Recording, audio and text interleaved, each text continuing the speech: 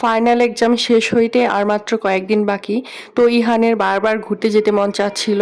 এখানে অনেক সুন্দর একটা নতুন রিসোর্ট হয়েছে, সো আমরা ভাবলাম নতুন রিসোর্টে একটু দেখে আসি ঘুরে। দেন হচ্ছে আমরা বিকেলবেলা চলে যাই হাঁটতে হাঁটতে, কারণ এটা আমাদের বাসার একদম কাছেই ছিল। হ্যালো ভিউয়ার্স, আসসালামু আলাইকুম, welcome back to my video. তো আজকে আপনারা দেখতে পারবেন অনেক সুন্দর একটা জিনিস। তো এক সাইডে হচ্ছে রাবার বাগান, এক সাইডে 2-3টা বাংলো, আবার সুইমিং পুল, আবার এর পেছনে আছে হচ্ছে টিলা, তারপর হচ্ছে লেক। অনেক সুন্দর একটা জায়গা। বাংলোগুলা মেইনলি হচ্ছে রিসোর্ট। তো আমি একটার ভিতরে গিয়েছিলাম এই দেখার জন্য, বাট এগুলো এখনো ওপেন করা হয় নাই, কাজ এখনো চলতেছে টুকটাক। এর জন্য হচ্ছে ভেতরের দরজা লক করা ছিল, সো আমি দোতলা উঠে দেন হচ্ছে আবার নিচে নেমে চলে আসি। এই সেম জায়গায় আমার এর আগে আরো অনেক ভিডিও ছিল। তো এবারও হচ্ছে আমি আসছি শীতের মধ্যে, গতবারও শীতের মধ্যে আসছিলাম।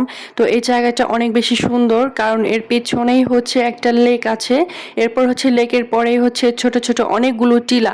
তো সবুজে ভরা চা বাগান, এক পাশে টিলা, তো সাথে হচ্ছে আবার সুইমিং পুল, আবার এই রিসোর্টগুলো হচ্ছে একদম বাংলো টাইপের। আর এর এক সাইডেই হচ্ছে রাবার বাগান, অনেক বড় একটা জঙ্গলের মতো। সো এত সুন্দর ভিউ এখানে। শমশেরনগর এয়ারপোর্টের একদম এক সাইডে কর্নারে হচ্ছে এই রিসোর্টটা করা হয়েছে। এটার নাম দেয়া হয়েছে হচ্ছে ছুটি। তো দেখতে আসলেই অনেক সুন্দর। আর এদিকে ইহান সুইমিং পুল দেখে বারবার লাফাচ্ছিল পানিতে নামার জন্য, বাট একে তো উইন্টার, তার মধ্যে হচ্ছে বিকেল হয়ে গেছে, আর পানিটাও খুব একটা ফ্রেশ ছিল না, কারণ যেহেতু এটা এখনো ওপেন করা হয় নাই। সো ইহানকে কোনোভাবেই নামতে দেয় নাই, বাট ও বারবারই হচ্ছে চান্স খুঁজতেছিল কিভাবে পানিতে নামা যায়। সুইমিং পুল থেকে এই সাইডে যে দৃশ্যটা দেখা যায় এটা আসলে অনেক সুন্দর। এর পিছনে হচ্ছে দূরে, একটু দূরেই রেল লাইন আছে, সো এদিক দিয়ে ট্রেন গেলে ট্রেনও দেখা যায়। বাট এই সাইডে হচ্ছে একটু খারাপ লাগছে, একটু ওয়াল দিলে আমার কাছে বেশি বেটার মনে হইতো। তো একদম হচ্ছে ওপেন করা এই পাশটা, এর জন্য একটু রিস্ক লাগতেছিল।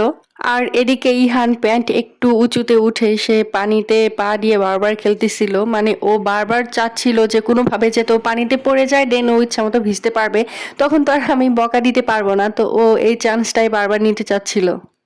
আমার বারবার শুধু এই বাংলোগুলা দেখতেই ভালো লাগে, অনেক সুন্দর লাগে, মানে আমার এত বেশি মন কেড়ে নিয়েছে বাংলোগুলা। আর এদিকে হচ্ছে এই সুইমিং পুলের সাথে হচ্ছে চেঞ্জিং রুম আছে, প্লাস হচ্ছে ডাইনিং। ভিডিওটি দেখার সময় অবশ্যই অবশ্যই আপনারা আমার পেজটি ফলো দিয়ে যাবেন, আর অবশ্যই কমেন্টে বলে যাবেন যে আপনার কাছে এই রিসোর্টটা কেমন লেগেছে। সুইমিং পুলের মধ্যে অনেকগুলো মরা ব্যাঙ দেখে ইহান মাথায় হাত দিয়ে দৌড়ে যাচ্ছিল যে আল্লাহ, ও এতক্ষণ কোন পানির মধ্যে নামার জন্য ট্রাই করতেছিল। দেন আমিও হাফ ছেড়ে বেঁচে গেছি যে ফাইনালি ও পানিতে নামবে না, ও ভয় পাইছে। এদিকে অলমোস্ট সন্ধ্যা হয়ে যাচ্ছিল। তো আশেপাশে যেহেতু রাবার বাগান, আর এমনিতেও এখানে একটু অন্ধকার অন্ধকার, সো আমরা চলে যাচ্ছিলাম। বাট ইহান বারবার বলতেছে ও আজকে এটার মধ্যে থাকবে, ও একাই দোতলায় উঠে যাচ্ছিল। বাট এগুলো কিন্তু একটাও হচ্ছে খোলা না, সবগুলোই হচ্ছে লক করা। এটা কোনোভাবেই আমি ইহানকে বুঝাইতেই পারতেছি না যে এগুলোর এখনো ওপেনিং হয় নাই। অ্যাকচুয়ালি ইহান না, এখানে যে আসবে সেই থাকতে চাবে, মনে হবে যেন বছরের পর বছর আমি এখানেই থেকে যাই। এত সুন্দর নিরিবিলি শান্ত পরিবেশ, সাথে হচ্ছে একটু পাহাড় আছে, চা বাগান আছে এক সাইডে। তো ওইটা আমি ভিডিও করতে ভুলে গেছি। এদিকে হাঁটতে হাঁটতে আমি একটা মিরর পেয়ে যাই। মিরর বলতে হচ্ছে একটা গ্লাসের ডোর।